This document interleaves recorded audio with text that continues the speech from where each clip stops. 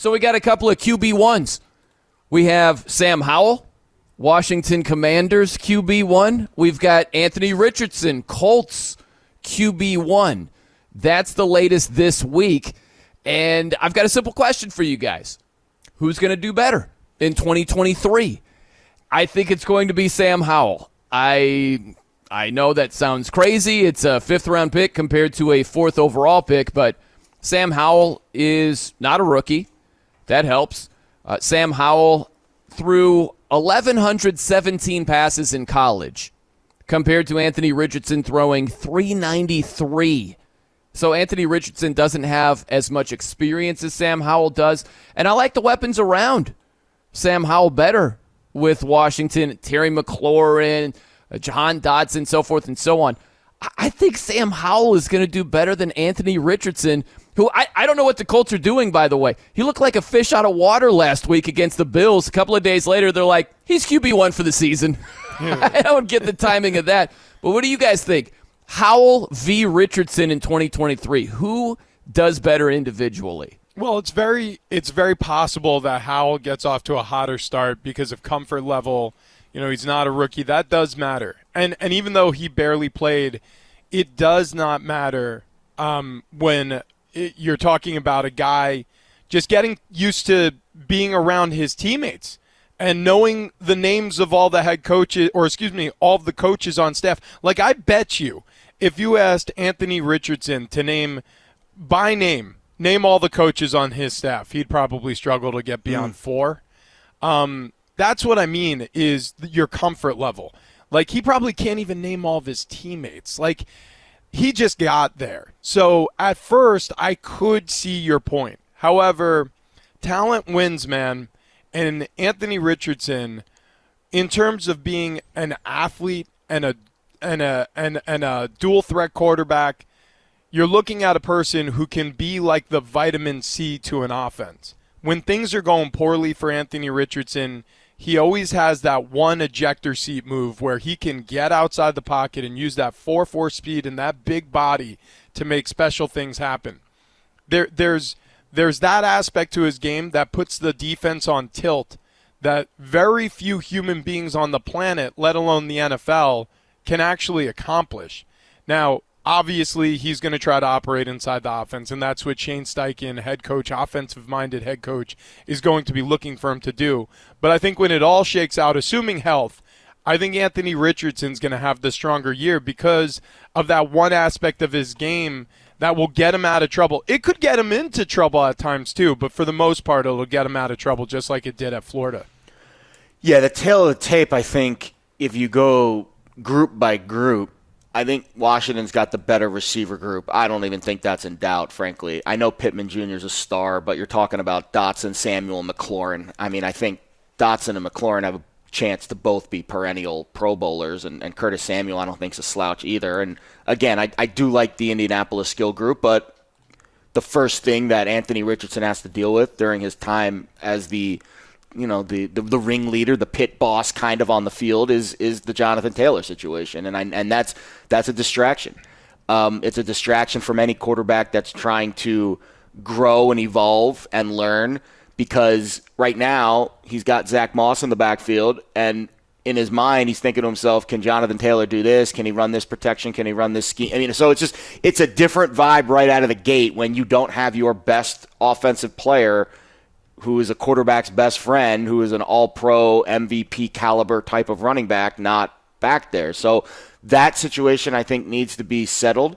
I think the offensive lines, neither of them really stand out to me. Washington's is pretty poor, so we'll give Indy the slight edge up front. I think it's blatantly obvious we'll give Indy the coaching edge in terms of an offensive-minded head coach and a guy that I think can get the most out of a quarterback year one. I don't put Ron Rivera and as much as I love Eric Bieniemy, that's an adjustment period for Eric, going from a Kansas City situation where you basically had two offensive coordinators as your head coach, Andy Reid, and as your quarterback, Patrick Mahomes. So I think the challenges early on are a little bit more difficult for Anthony Richardson, but I think over time, I agree, Rich, I think he has the better chance for the upside. But early on in the season, I think Sam Howell could certainly do well. Yeah, I mean, hey, you want to bet on the upside in 2028 for Anthony Richardson? Be my guess. But Not quite that far. I 2023? meant more a few weeks, maybe next season or Yeah. down the road this season. I'm so sick of this Anthony Richardson malarkey. It's malarkey. That's what it is. It's baloney. In 2023, listen, think of it this way. Who's a quarterback who was average production-wise, which Anthony Richardson was in college, and then hit the ground running their rookie season in the NFL? Who's the guy? We've got some special seasons from quarterbacks in their rookie years who were special in college, who most of them put up big numbers. You got Anthony Richardson with, 17 touchdowns, 9 picks? He's got 13 starts in his college career, under 400 passes. And that's the guy who's going to, I'm not saying be Mahomes' first year, but he's going to be like, whoa, wow, from the get-go. I just don't see it. It's been potential to this point over production that's got him where he is. And more power to him. That's great. He's a 4th overall pick, but it's all based on potential. Being named QB1 is based on potential. It hasn't been based on anything that he's done in training camp or the preseason game against the Bills. He couldn't complete hitch routes. He had a wide-open tight end, missed him by a lot. He had a wide-open wide receiver, offensive PI, pushed off, overthrew Pittman Jr., and this is the guy who's just going to crush it this season. It's a hoop dream. It's not going to happen. And, yeah, he's got a lot of ability, but at some point it's got to be realized. And it's not going to be realized in year one outside of throwing a bunch of short stuff and screen passes and throws behind the line of scrimmage. That's what we're going to see more times than not. And I'm not telling you that Sam Howell is going to crush it this season. Oh, but you're talking about an all-in situation right here? This is it. Like, who's going to do better statistically? Here's a good comparison. Look at Josh Allen of the Bills. He didn't crush it at Wyoming, and he didn't crush it his rookie season either. He had 10 touchdowns, 12 interceptions.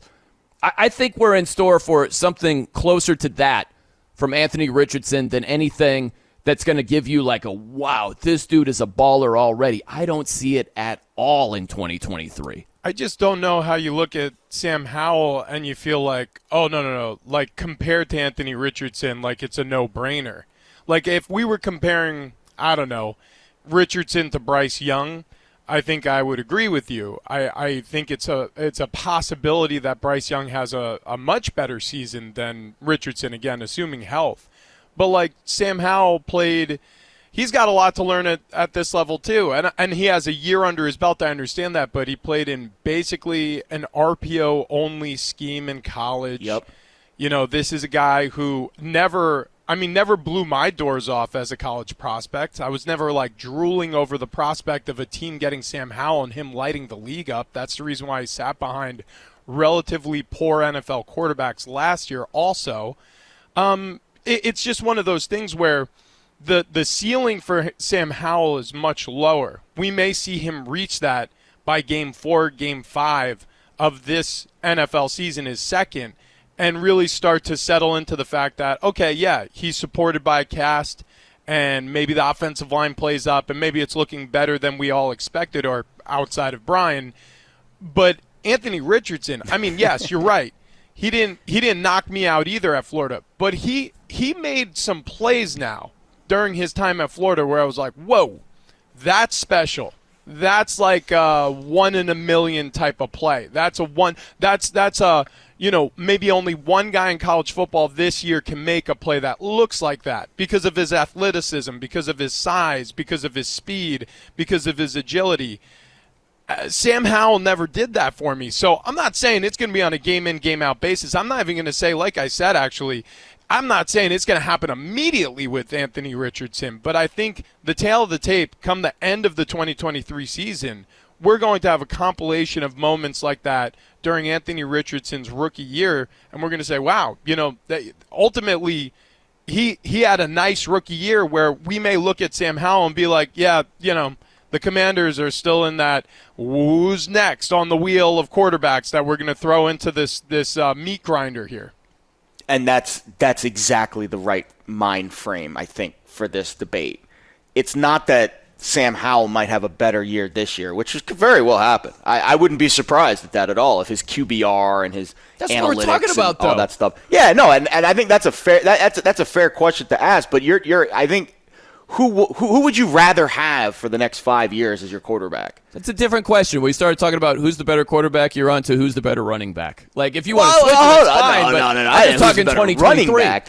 I think, but Brian, that's the whole position. The quarterback position is not necessarily a what can you do for me this year? Because let's be honest, neither of these teams have Super Bowl aspirations this year.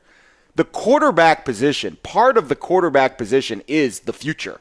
Are you the quarterback of the future, or is your team going to have to continue to search for it like Moses wandering in the desert for 40 years?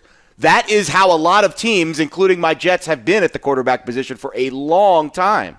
And I think Washington, despite Sam Howell's grasp of the system, is still searching for that quarterback long term, where Indianapolis is not. They are willing to take the lumps with Richardson this year and exist through a poor season, which, let's be honest, I agree with your statement. I think statistically speaking, Howell is going to have a better year than Richardson. But that doesn't mean that I'd want Howell over Richardson even this year, because I think a good franchise knows. Ask the Colts at Peyton Manning. Ask the Jags and Trevor Lawrence, and that was a brutal situation year one. You get into the right situation with the right team, you're willing to go through one poor rookie season for the fruits of later down the line. So while the question, I agree, Howell's probably better this year, to me that doesn't matter. I would still rather take my crack at Richardson and go through a bad year and take my lumps, because maybe next year will be infinitely and exponentially better. I'm going to sucker you both into bets, and I am going to make out like a bandit on this one. That's really what it We're not even in the games yet. You're already making bets? What do we got? What it comes down to. Hey, BetMGM has all the action for every sports fan, whether you love to wager on game-winning touchdowns, home runs, buzzer beaters, or overtime goals. There's never been a better time to sign up for BetMGM's first bet offer. That's up to $1,000 back in bonus bets. Download the BetMGM app today or visit BetMGM.com and use code COUNTDOWN. That's code COUNTDOWN in the BetMGM app. We are off and running. We got Rich Ohrnberger, drunk on some Anthony Richardson love. We got